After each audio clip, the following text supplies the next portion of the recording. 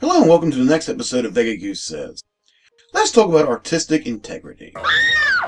Now wait, the idea of artistic integrity is not in and of itself a bad thing. In fact, it's a good thing. Most artists do have integrity towards their product. However, when the term is used by people merely to defend their own creation, without any real artistic backing, it comes across not only as desperate by the director, the developer, etc. However, it also could hurt the entire artistic community. You see, there are people who believe they have artistic integrity. They believe they're creating art. And there are other people who use that term as a way to defend themselves from criticisms, because it's art. What were you thinking? What was going on in your mind? Artistic integrity. Where did you come up with that? You're not artistic, and you have no integrity. They believe if they use the artistic integrity tag, it completely immunizes them from any sort of critiquing of their product. However, when they have created nothing more than self-indulgent tripe, it hurts the entire artistic world, because if someone watches or plays these pieces of art, it will taint their perception of what art truly is. So if they see something that's supposed to be in the same vein, in the same category, they'll immediately be judging it by what they saw before. Let us begin this journey with The Cell. The director Tarsem, and yes, that is his full name, he believes this is art. He believes this is something that should be shared. It's not.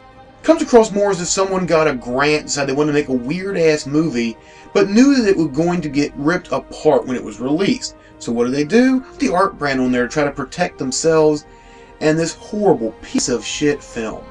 And the sad thing about it is that the idea the movie brings up is actually quite an interesting one, and if it were realized, it would make a very good film. However, the potential is literally wasted because the director is basically just every scene asking you to ask him what it means. Ask me what it means! Ask me what it means! It's as if he put all these things in there so there would be questions to make himself feel important. You see, anyone who might have taken this concept and actually gone somewhere with it now is crippled because whenever someone hears anything remotely similar, they immediately think of The Cell. They don't want any part of it, and so they get away from it. Now you might think, what harm could one movie do? However, this movie was cited as one of the major inspirations by the director of a particularly well-known movie, a magnum opus, some say, called The Room.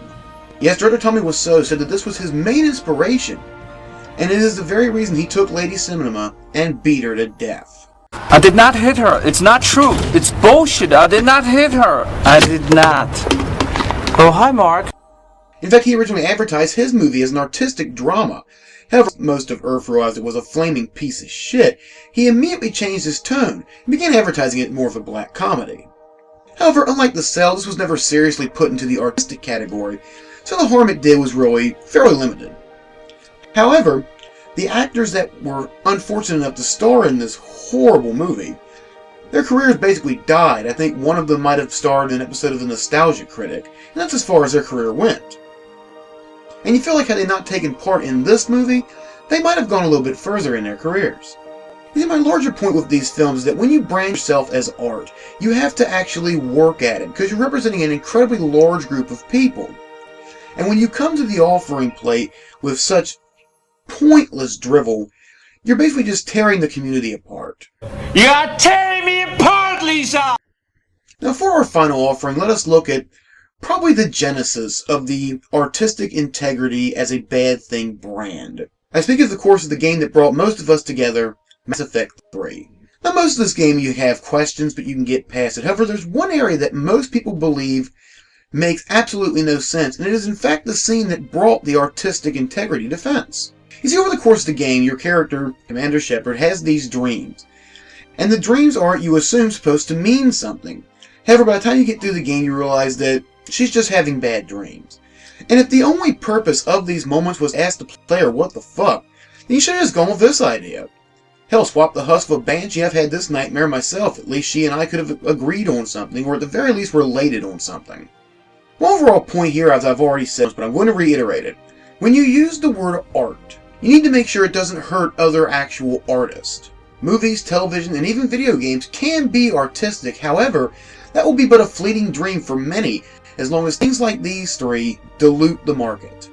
Now, a bit of a new feature here on the show is going to be our video of the week. You remember I used to do a channel of the week. However, an entire channel, that's a lot for someone to take in.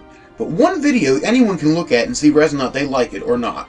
And our offering this week comes from one of my favorite YouTubers, the Screen Team. After a 2-month absence, they returned with a parody video of sorts, featuring the Pokemon brand. Personally, I found it very funny, I enjoyed it myself, and I think you will too. I'll put the link to that video in the description. Until next week, my name is Vega Goose, saying thank you very much for watching, and I'll see you next week.